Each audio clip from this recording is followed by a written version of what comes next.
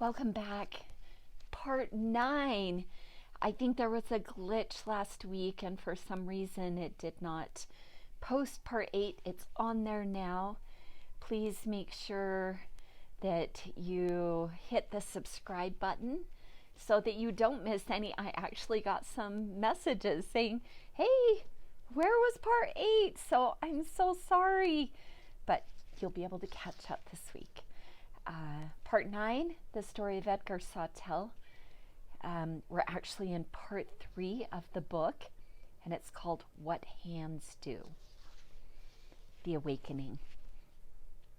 He came up out of a darkness that was not sleep, but something vaster and more comforting, the black of willful unconsciousness, or perhaps the night that precedes the first wakening, which babies know in the womb and forget ever after. There was S.A.'s breath panting slow and hot against his face. When he cracked an eyelid, her jet-whiskered muzzle and curious eye filled his vision, and he pushed her away and curled his head to his knees and squeezed his eyelids shut.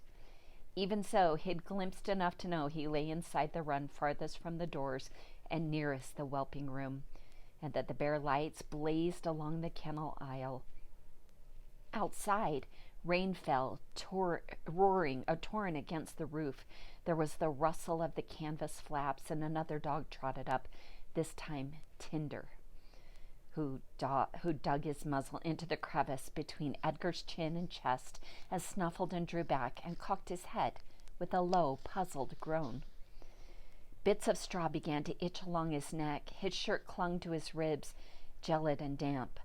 A spasm shook his body, then another, and he gasped.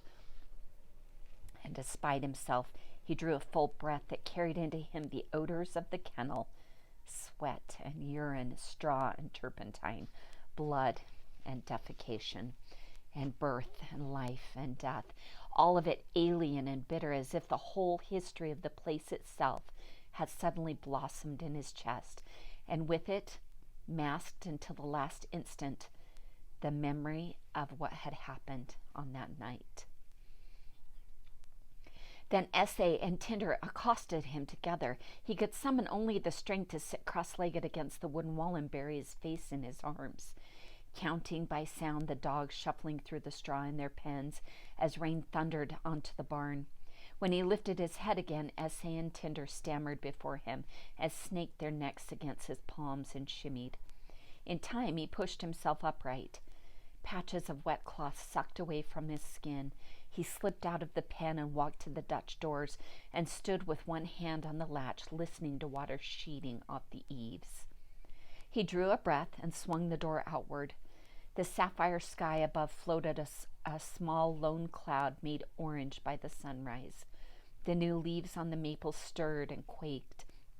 Sparrows cartwheeled over the wet field like glaciers' points against the sky, and the swallows nesting in the eaves plunged into the morning air. The house burned white against the green of the woods, the impala neon blue, but there was no torrent to be seen, not even a drizzle. The sound of falling rain possessed him for one more moment and then vanished. He was past the milk house before he remembered the syringe and turned and found it crushed in the center of a grassy puddle, needle snapped, barrel broken and awash. He cupped it in his palm and carried the pieces to the old silo, where he pitched them through the rusted iron rungs and listened as they struck the far curve of cement and stone with a papery ring. Then he walked up the driveway faster as he passed the house, the orchard, the mailbox. He started up the road, wheeled and headed the other way, breaking into a run and then dropping into a jerky, reined-up step. He turned again. After a time, he found himself walking back down the driveway, and he began to circle the house in the same halting stride. 5 times around, 10, 20 times, looking into the darkness behind the window glass. Each time he passed the old apple tree, its lowest branches tugged at him, and he brushed them away until he finally came to rest, panting, caught for the umpteenth time, and at last he turned to look at it. It was an old tree, old already when he was born, maybe older than the house itself. At eye level, the trunk split into 3 thick and nearly horizontal limbs. the longest of which arced toward the house and ended suddenly in a mass of waxy leaves. The branch would have continued through the kitchen window had it not been pruned mid-limb. He was shaking and chilled, and his fingers were stiff, but he managed to boost himself into the crotch of the tree, and from there he worked himself onto the limb. The bark felt greasy from long days of rain. Past halfway, it began to buck and wobble under his weight. Rainwater cupped in the new foliage showered him every time he moved. He worked slowly along. When he got to the stump end, he steadied himself by gripping up a horn-like pair of limbs and settled his sternum against the branch and lay outstretched, a swimmer among the boughs. The window over the sink was closed. The gingham curtains parted to either side. The thin morning light was not enough to illuminate the interior, and at first only the orange power light at the base of the freezer was visible, its bulb winking and flickering. His breaths made the limb tremble like the string of an instrument wound over tight. It was no wider than his hand, and its bark bit into his chest, and soon his chest began to ache from it. He did not know why he was in the apple tree or what he was looking for, but he lay waiting. In time, the side of the barn glowed red. One of the kennel dogs pressed into its run and looked around and retreated. The morning air was bright and water-laden. From downfield, a killdeer chattered, "Kitty, kitty." Almondine floated into the kitchen, padding along on old legs. She paused beside the stove and circled the table and disappeared. Then Edgar's mother walked into view, robe cinched around her waist. She stood with her back to the window and started the Mr. Coffee. She lifted her hair in a rope and dropped it outside her robe and waited. She filled her cup. She liked coffee black with just a bit of sugar. He'd made it for her many times that winter, and he watched her lift the spoon from her cup and put it wet into the sugar bowl twice and sip the coffee. The corner of the kitchen was windowed on two sides. She stood in profile, looking west as the vapor writhing over the field. When Claude appeared, he was dressed, as if he had just arrived. He walked up behind her and put one hand on her shoulder and let it rest there. He smoothed the collar of her robe against her neck and walked to the sink and rinsed out a cup. He didn't look out then, just turned and poured his coffee and sat in the chair nearest the sink. Their murmur penetrated the window glass, but not their words. After a few minutes, Edgar's mother set her cup on the table and walked to the bathroom. Claude sat watching the mercator of sunlight advance up the field. Wisps of fog swirled and thinned under the new heat of morning. A flock of sparrows lit at the bird feeder at the corner of the house, bickering and flapping one another out of the way. So close Edgar could have snatched one. He lay in the tree and watched. Claude was leaner than his father, and though he was younger and without his father's bookish stoop, his hair was shot with gray. He sat in Edgar's father's chair and pursed his lips and brought the coffee cup to his mouth. Edgar had been afraid he would see them kiss. Almondine went up to Claude and raised her face, and Claude smoothed his hand over the top of her skull. Edgar's mother emerged from the bathroom, hair turbaned. Incandescent light from the bedroom fell across the kitchen table. Claude stood and went to the sink and rinsed out his coffee cup, and finally he looked out the window. Maybe he didn't know what he had seen at first. His gaze passed aimlessly across the tree and moved on. Edgar had time to wonder if the new leaves were camouflage enough to hide him, though it didn't seem possible, and he didn't care anyway. Claude swabbed the dishcloth in his cup and picked up a towel and began to dry it. But somewhere in the back of his mind there must have been a twinge, a nag, an after-image, for when he lifted his face again he looked straight at Edgar, and then he shuddered and stepped back from the sink. A step back, a small motion, perfectly natural, if any reaction can be said to be natural, when you realize someone has climbed a tree outside the window and has been watching like a panther for God knows how long, since you woke up, perhaps. You lean forward. The boy's hair is wet and dripping as if he has been there all night in the rain.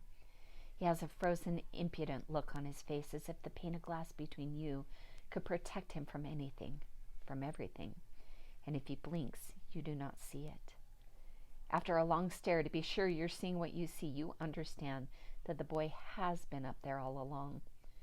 The rustle wouldn't have escaped your attention even if you had been half asleep and distracted, and the birds would have never have battled like that they did over the feeder just an arm's length away. You weigh the idea that this is a prank. You lean back and try to quietly laugh as if you're in on it. You turn your back and set the coffee mug on the table and then look out the window again and watch with false equanimity as the boy peers back, hands clasped around the bough he is balanced so far out upon. When his mother comes up behind you, you turn and face her, and that is when you kiss. You unselfconsciously kiss. Her hand lingers on your shoulder. You stand with your back to the window, saying nothing about what you've seen, as she pulls her coat off its hook. She says one last thing, and then she and Almondine are out the door and walking toward the barn. You turn back to the window. Though you expect him to have looked away to gaze at his mother and the dog as they cross the yard, he is not. His expression is slack and his eyes fill his face. He is all watching, no reacting. And a small voice in the back of your mind said that this is a boy that spends his days watching. You're not going to win a staring contest. And you get to thinking as well, he is still staring from his wet perch. That is, if this is a contest when you've already lost, because in that moment, when you first understood what you were seeing through the window, when your eyes said it was so and your mind replied it was impossible, in that moment, as you think of it from the boy's viewpoint, you know you look frightened.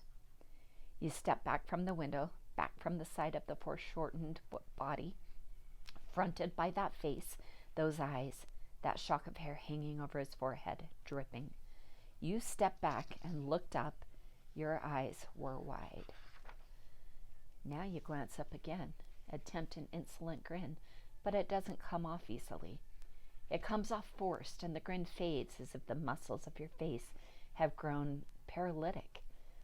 And this is also something the boy can see, who has not once looked away or betrayed an emotion. But your failure to muster a smile isn't what gets to you. What gets to you is that the boy seems to be reading your mind. He can hear these thoughts, and this makes you wonder what else he's seen, what else he might know or guess. And as you lock gazes, and you finally force the amused smile you wish had come easily, what unnerves you, what finally makes you turn away, is that without moving a muscle or blinking an eye, he begins to smile back. What? Oh my gosh, you guys. This next chapter is called Smoke. By then the yard was in full morning light, the lawn a beaded pelt of water. Edgar clambered backwards along the apple tree branch and dropped to the ground and trotted past the porch steps. His mother had hooked the barn doors open using the eyelet screws into the red siding. From the doorway, he could hear her voice. She was in one of the whelping rooms soothing a mother as she examined her pup. He walked into the workshop where metal scrap described an ochre swath across the floor. From its nail above the bench, Edgar took down an old framing hammer, the one Claude had used roofing the barn the previous summer. The same one had lost more than once in the tall grass, so that now it bore a freckled patina of rust. The thing was heavy in his hand, and he meant to walk back to the house with it, but when he turned, Almondine stood in the doorway. Her gaze was fixed upon him, and her tail swung side to side in an unhurried wing beat. The sight of her pulled him up short. He tightened his grip on the hammer's handle shaft and went forward and bent and put his free hand to her forechest to walk her back. But instead of giving way, she craned her muzzle up and pressed her nose to his ear and then his neck. He stood. A quaking breath escaped him. He looked at her, peering upward, her irises grained with bay and black, the whorls of fine brown fur contouring her face, the diamond of ebony feathered down from her forehead and between her eyes and along the top of her muzzle. He jammed the claw of the hammer into his pocket, and this time he set both hands against her.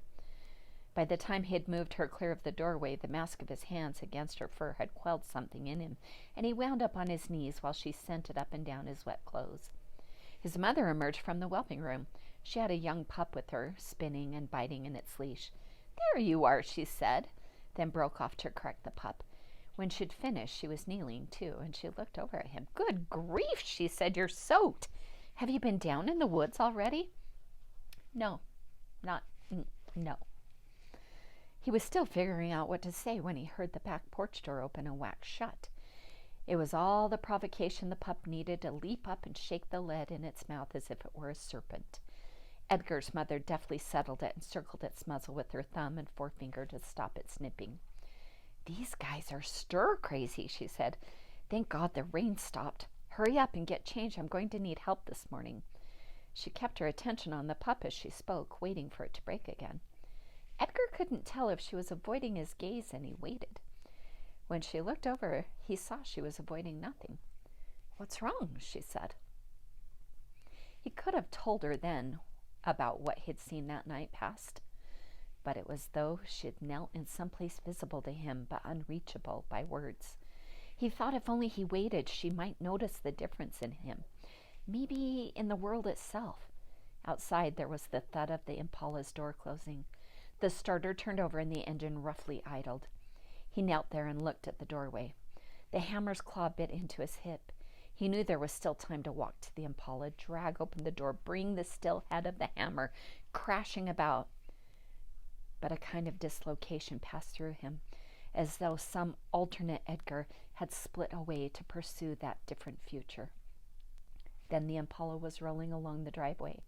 On the road, it throated up and topped the hill. He looked up. His mother was still watching him, but he didn't answer her.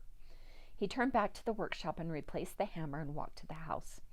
After he had changed clothes, he came downstairs to the living room and looked at the blanket and pillow lying crumpled on the couch. Claude had not been on the couch when Edgar walked through the house the night before, and the gesture of pretense left him feeling hollowed out. He sat with a hand in Almondine's ruff and stared at the couch. Finally, he stood and walked out the door. What happened next was impossible, yet it happened anyway. An ordinary morning passed. But ordinary was the very thing Edgar was least prepared for. As soon as he walked out the door, his mother asked him to begin fetching the dogs from the kennel in pairs and triples, youngest first. By the time the sun was halfway to its zenith, the ordinariness of the day encroached from every direction. The concrete, tangible, undeniable world insisting that the preceding night had not happened. Those memories that had poured through him, indelible at sunrise, began to fade until all that remained was the finest scrim in his mind.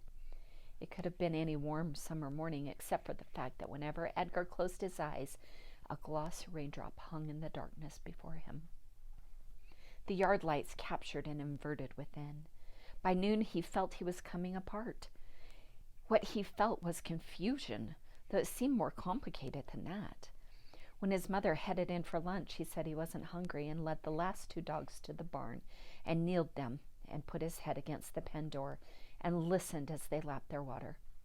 He found work gloves and scooped up the rubble in the workshop and poured it into the milk can and dragged the can back where it belonged. When he was done, he climbed the mow steps. Almondine stood waiting for him in the midday twilight of pinholes and cracks. He sank onto a pair of straw bales and drew his knees to his chest. Before he could reach out to her, sleep engulfed him.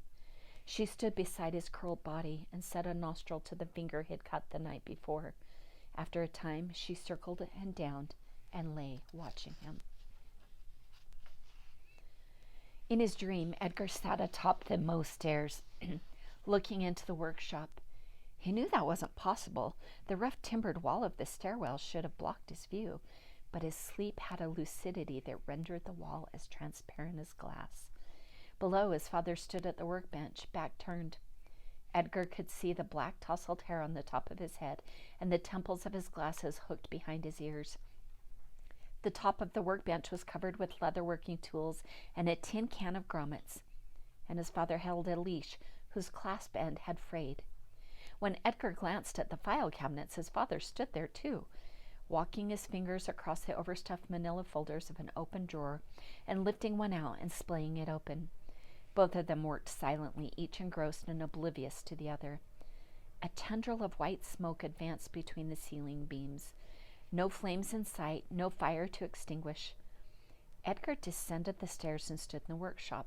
The smoke thickened into a gray haze. He inhaled a wisp of it and coughed, but his father, both his fingers, carried on unaware. Somehow Edgar had grown impossibly tall, his head almost brushing the ceiling beams. He had the power to be ordinary-sized. He knew, but then the figures of his father would vanish and he would be alone in the workshop. He found the hay hatch by feel alone, running his hands along the ceiling until he could trace the outline. When he pressed upward, a ponderous weight resisted. Edgar himself, asleep on the bales, he shifted both hands to one edge of the hatch and pushed again, straining. A crack appeared. Streamers of smoke shot through, sucked into the space above, but the weight of the hatch was too much, and he had to set it back. There was a new plume of smoke that appeared, dense and black and tasting like hot metal. The next instant, the ceiling was out of reach, and he was alone in the workshop. It was night. Light from the gooseneck lamp over the front doors penetrated the small workshop window, casting a skewed yellow rectangle against the wall. Almondine appeared, leading Claude. A hesitant expression played over Claude's face, but Almondine nosed him forward. He passed Edgar and took up the frayed lead. His hands worked the leather, and soon the lead was repaired. The lead was repaired. Claude nodded and stroked Almondine's back. Then Edgar walked to Almondine's side, and he, too, began to draw his hands along her flanks. They cooked dinner that night, standing side by side, Edgar frying sliced potatoes, while his mother turned a pair of pork chops in a skillet, reaching over occasionally to add a dab of fat to his potatoes, like an old married couple thinking about the day while the grease spat. She set out silverware and plates and bread and butter, halved a grapefruit, and sprinkled some sugar on top and put the halves face up in bowls. They sat to eat. He pushed a spoon into the skin between the grapefruit sections and looked out the window as a world gone blue. Blue sky, blue earth, blue trees, and blue leaves, as if visible through miles of clear water. "What are you thinking?" she asked finally. He wanted desperately to talk about what had happened the night before, but old feelings rushed forward from those first few weeks after the funeral when he'd dreamed about his father. Speak and you'll forget it all, even as the words come out. You won't remember long enough to finish. And he thought, too, about his father signing, "They won't believe you." "Do you think there is a heaven or hell?" he signed. "I don't know. Not in a Christian way, if that's what you mean. I think people have a right to believe in whatever they want. I just don't." "I don't mean like the Bible. I mean, do you think anything at all happens to a person after they die?" She spooned up a section of grapefruit. "I guess I don't think about those things as much as I should. It's hard to believe it matters when there's the same work to do either way. Lots of people think it's an important question, though, and if they think so, then it is for them. But they have to answer it for themselves. If someone came in here and gave you positive proof, would you do anything different?" She shook her head. "I think it's just as likely that someone could say that this place right here is heaven, hell, or earth all at the same time, and we still wouldn't know what to do differently. Everyone just muddles through, trying not to make too many mistakes." "I like that. This is heaven and hell and earth." After they cleaned the table and washed dishes, they walked to the barn and checked the night rotation schedule and pulled 2 yearlings to bring up to the house. The dogs roughed house the length of the barn, and when they came up to Almondine, they stopped abruptly and presented themselves. "You know, you need to get that litter named," his mother said. "It's been 2 weeks. Her tone was mild, but all of a sudden his head was throbbing, and he felt dizzy with some mixture of anger and embarrassment and uncertainty, above all, with the overwhelming efforts required to pretend that nothing had changed. "What's the difference? Name them anything you want. Don't name them at all." She looked at him. "You've been dragging all day. Are you sick?" "Maybe I am," he sighed. "Maybe I'm getting tired of the smell of perfume." Don't take an attitude, she said, her face flushed. What's bothering you? We train, and then one day we just hand them over to strangers and it starts all over again. There's never any end to it. There's never any point. We don't have any more choice in it than they do. Oh, I see. And did you have an alternative in mind? I don't know, something that doesn't involve shoveling out dog pens every morning. Something that doesn't mean we have to spend all day in a barn. Something just the two of us could do. The last thing he hadn't known he was going to say, and he felt himself blushing. She searched his face for a long time and ran her hands through her hair, letting it spill over her fingers like strands of dark glass. This is going to be hard to understand, Edgar. I've been putting off talking about it with you, and now I think that was a mistake.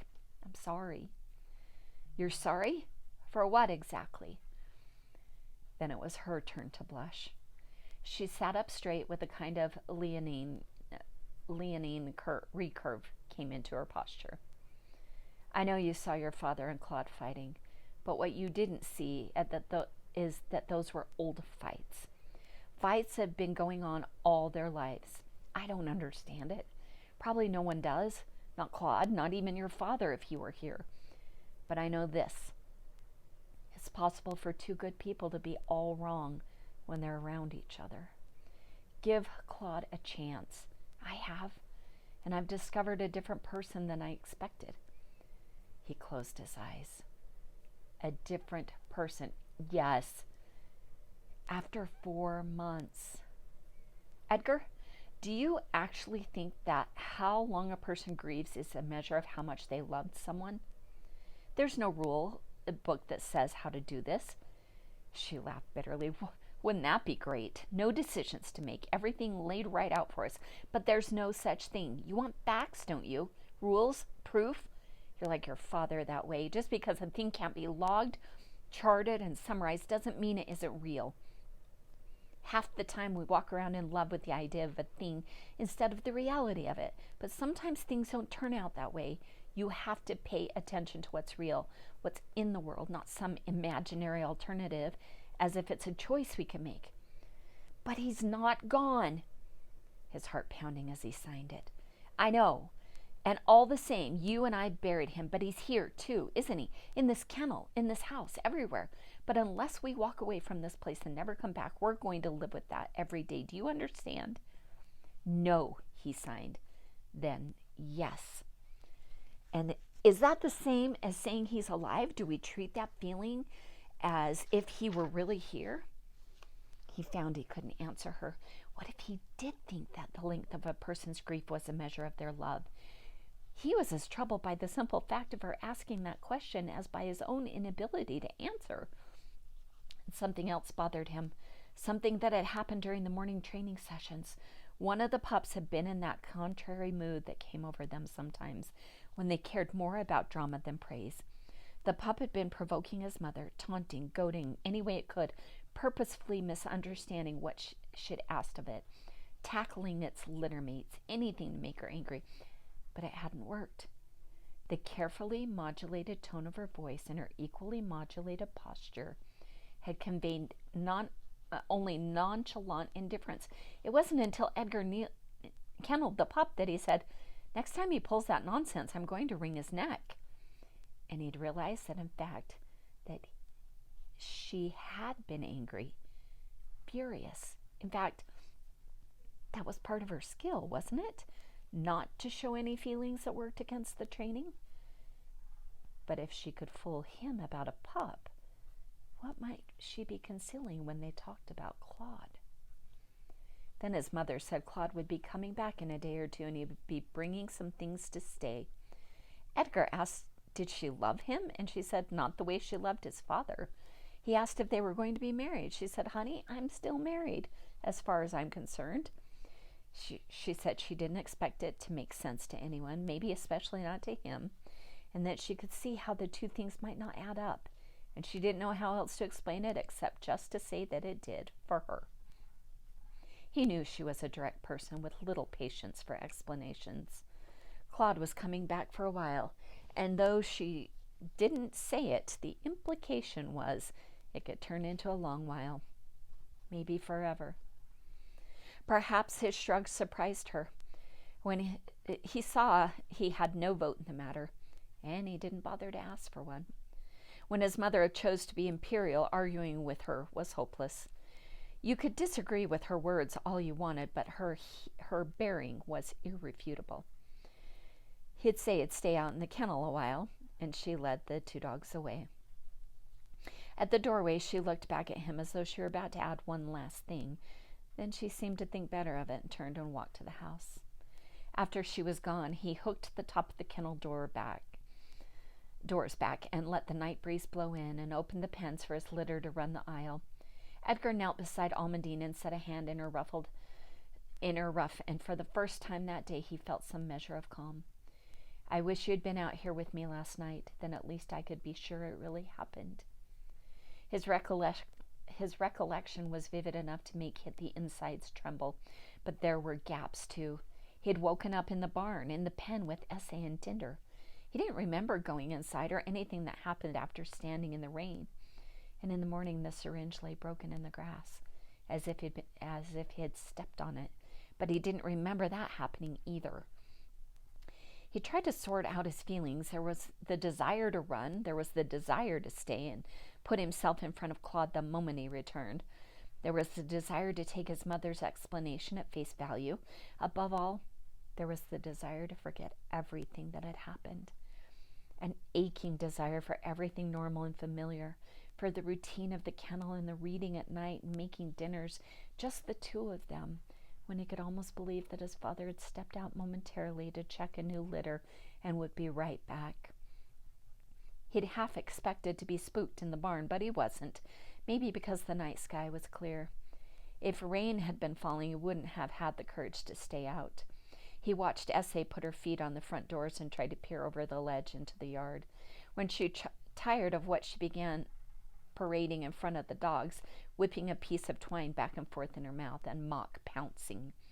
"Quit teasing them," he sighed. "Come here." He put them in stays and got out the grooming tackle and nail clippers. They were done blowing coat for the spring, and he used the undercoat rake to draw out the last vestiges of downy gray beneath their guard coats. They lay in a circle around him, panting and watching. He brushed out Almondine first, then Opal and Umbra together, then Finch and Baboo, Tinder and Essay. He saved for last because they needed to learn patience. Essay disliked being brushed, and Edgar didn't understand that. He talked to her about it and listened to her complaints, but he didn't stop. They always came to like grooming. He was proud of that, even if he had a lot to learn as a trainer. He was as good a groomer as a person could be. The stroke of the brush from crop to withers helped him think. What was confusing was his mother's mercurial attitude. One moment she asked him to decide the future of the kennel. The next she dictated their lives. He couldn't tell what she truly felt about anything. An expression he'd read in a book came to him. She was taking up with a man. A dumb old-fashioned expression. In the book it had been something simple and clear. Taking up with someone. As direct an act as turning on a light or shooting a gun. An indivisible act. Yet this was complicated beyond any ability he had to express it. He felt he could do nothing until he had the right words, but the ones that came to mind only captured what he had been thinking, trailing his real thoughts like the trail of a meteor. To say his mother was taking up with a man, that was an idea that had occurred to him days before, maybe weeks, but only just then had the words bubbled up inside him. As soon as he heard them in his mind, he discarded them as fussy and stupid, a remnant of past thought. What he was thinking that moment was something entirely else, and he didn't know if anyone had ever come up with the words for those ideas.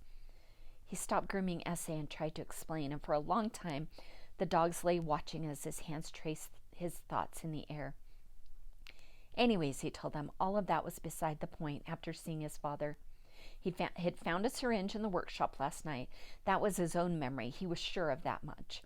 Then his father had touched him, and Edgar had been filled with his father's memories, but like some half-made vessel, he had been unable to capture them, and had vanished, all but a few tattered vestiges. One vestige was the sight of Claude's backing out of the barn doors and into a cold, white world. His father had died from an aneurysm, a weakness in some place called the Circle of Willis. Except he didn't believe that now. Claude had been there that day. He would have left tracks in the snow. Had Edgar seen tracks? Yes, his own, his mother's, his father's. The tracks of half a dozen other people might have been there too, but he wouldn't have known the difference because it wasn't anything he'd been looking for. The wind had been blowing steadily, filling every footstep and tire track with a dune of white on its lee side. Would Claude's tracks have led up the driveway? Through the field, into the woods? He must have gotten there somehow. Edgar remembered running out to the road, but beyond 50 or 60 yards, everything had blinked out into a white wall of snow. Claude's Impala could have been parked on the crest of the hill or 2 miles off. Either way, it would have been equally concealed. He thought for the first of many times about the expression on Claude's face that morning as he had peered in through the window. Had he seen surprise or guilt? And if it had been guilt, what was Edgar supposed to think about the kiss that followed, so purposeful and defiant? Why go out of your way to bait a person who might know your terrible secret? Unless, he thought, it was better that if that person were blinded by anger. Could Claude have concluded so quickly that if Edgar sounded mad with jealousy, anything else he said would be discredited? He looked at the dogs lying sprawled in various postures of sleep, all except for Almondine, who sat leaning heavily into his thigh. We're going to have to sit tight, he sighed. We're just going to have to wait. He led the dogs to their pens. He spent a minute squatting in the straw with each, drawing a hand across their muzzles and down the curve of their shoulders, making sure they were settled. Then he turned out the aisle lights, and together he and Almondine walked into the dark. On the gravel-shot lawn, where the syringe had lain, crushed in the rainwater, an oblong of grass and weeds caught his eye. He sat on his heels to look. The spot was maybe the size of his palm, and at first glance he thought the grass was dead, but it was not. It was lush and thick, and there in the watery moonlight, it was also as white as a bone. Hangman. He lay in bed that night with Almondine beside him, both of them waiting for sleep that would not come. Outside, a night wind was blowing in through the high window of his room. The rustle of the apple tree and the maple made a continuous surf. Almondine lay with her forelegs outstretched and her head reared up, looking with suspicion at the movement of the curtains. In time, she gave a long, gaped yawn, and he reached over and set a hand on her foreleg. Wind, she distrusted. Wind could come into the house and slam doors. He smoothed the fine filamentary whiskers that arched over her eyes. In the morning, she'll be sleeping on the floor, he thought. If she started the night on the bed, she always ended on the floor. If she started on the floor, there was a chance he might wake up in the morning to find her on the bed. But more likely, she would be standing at the window or lying in the doorway. There was some notion of propriety in her about this, but he had never been able to fully make sense of it. He was looking at Almondine and trying to think of nothing when the image of his father, finger-spelling, came back to him. He sat up in his bed. What was it his father had said in those final moments? How could he have forgotten it? Find H-A-A something I. He squeezed his eyes shut and tried to see again what had happened the previous night. The rain had turned to drizzle. His father's gestures had been vanishingly faint. Edgar sat in a reverie, watching his father's hands, shaped by mist, tracing out the letters. And when he opened his eyes again, he thought he had misread the third letter that night. It seemed to him now to have been a C, not an A. Find H-A-C something I. The knowledge came at some cost. He had seen his father reaching forward toward him again, and remember how he had begged not to be touched. Instead of saying what he had wished he had said, he believed, though he couldn't have said why, that his father had been spelling out a name, a dog's name. He turned on the light. On the bedside table he found a scrap of paper and a pencil, and he wrote down the letters, leaving a blank for the unknown. Even incomplete, it looked familiar to him. He had no idea what it meant. Almondine trailed him down the stairs. His mother had turned out the lights in the living room and kitchen and lay in bed reading. It was 10 by the kitchen clock. "Edgar," she called. He walked to the door of her bedroom. "I wish I hadn't been short with you tonight." He shrugged. "Do you want to talk more?" "No, I can't sleep. I'm going out to the barn to look for names." "Don't stay out long. You've got circles under your eyes." He held the door open for Almondine, but she decided it would be better to sleep on the porch. He walked to the workshop and pulled down the master litter book and paged through it. If he could find a name that fit, he would be able to get the dog's number and from there, its file. And then, he didn't know what would happen then. It took almost an hour to look through the entries, at first scanning the pages, then going more slowly, considering each name for a diminutive. He wound up with nothing, no possibilities, nothing even close. He made a list, filling in the blanks with every possible letter and crossing out whatever looked like nonsense. Hasty, hacky, hockey. It was like playing hangman, where you guessed a word one letter at a time while your opponent filled in the head, body, arms, and legs of a man on the gallows. But in this case, it was surprisingly difficult to eliminate prospects. The possibility that it was a foreign name had occurred to him, and names were more idiosyncratic than regular words. In the end, he simply had to guess. He crossed out all but 6 possibilities. Hakai, Hachi, Hachi, Hacky, Hackley, Hackty. He looked up each word in the New Webster Encyclopedic Dictionary of the English Language. Though, as he suspected, none had entries. He paged through the master litter book one at a time, looking for names that could be abbreviated or distorted. But even as he ran his finger down the pages, he knew it was hopeless. Again and again his eye returned to Hachi. The missing letter was an H. He was sure of it. Index and middle finger extended horizontally from a closed hand.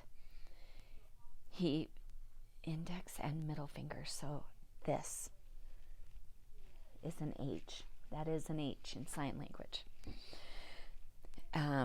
He visualized his father's hands, translucent and wind-smeared. The problem was the wind had gusted and he had barely seen the sign in the first place. In despair, he replaced the master litter book atop the cabinets. He could go through the files one by one, he supposed, though that would take days, weeks even. He leaned his head against the cabinet. He kicked the bottom drawer, the drawer containing the letters. Then he got it. Hachi was right. But it was only part of the name. Hachi something, Hachiko, Hachiro. He'd seen the name in letter perused and discarded while searching for letters from Brooks. He dropped to his knees and yanked open the drawer. Now that he knew what to look for, it didn't take long. He recognized the handwriting even before he spotted the name. Hachiko, May 1935, Chicago. John, just a note to let you know that my friends in the diplomatic corps have sent some sad news. Hachiko was found dead in Shibuya Station on the 7th of March, in the very spot where I met him so many years ago. He was waiting for Ueno, of course. By all accounts, he still made the trek each day unless his arthritis was so bad he couldn't walk. I've included a photograph sent to me by my friends of the monument that was erected for him. He walked past it for the better part of last year. I suppose he never noticed it at all. Yet another example of our dogs exceeding their so-called masters. How is it, John? I feel I have lost an old friend, though I met him only twice. Perhaps it's because of our He and Charles Jr. are inseparable companions. I don't know what it's Ouji.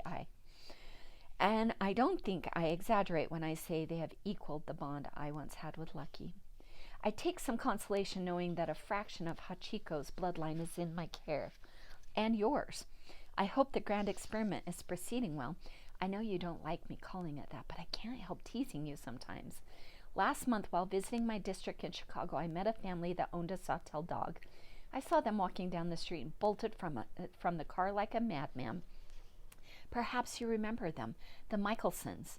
It's probably my imagination, but I swear I saw a trace of maybe it's Ouija in their dog. Could it possibly be from one of his meetings? Yours as always, Charles Adwin, English Illinois 8th Illinois District, United States House of Rep.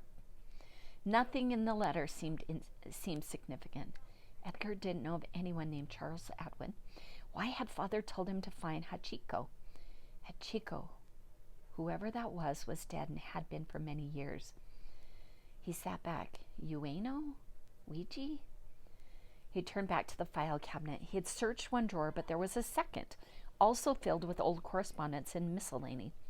He began searching for a letter postmarked from Washington, perhaps Chicago, and thus he almost missed what he was looking for because it bore international postage. Only Charles Adwin's distinctively broad handwriting made him take a closer look.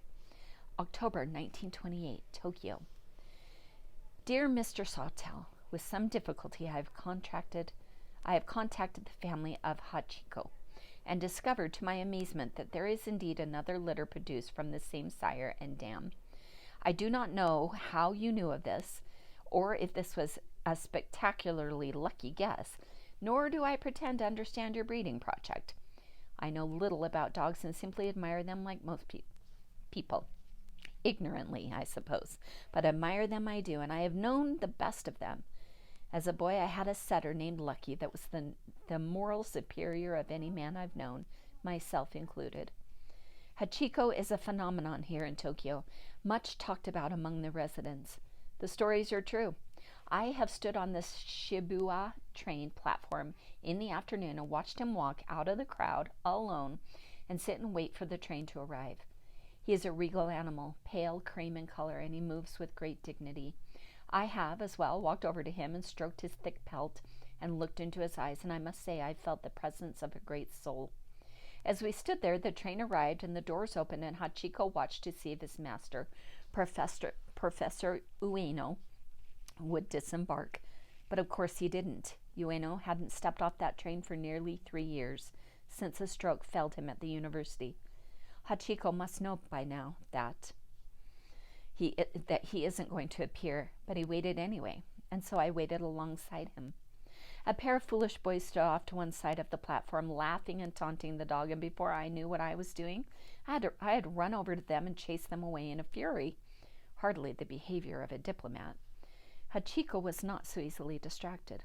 Indeed, so assured in his posture was he, so patiently did he sit and watch that train, that I felt we were the ones blind to the truth, not Hachiko.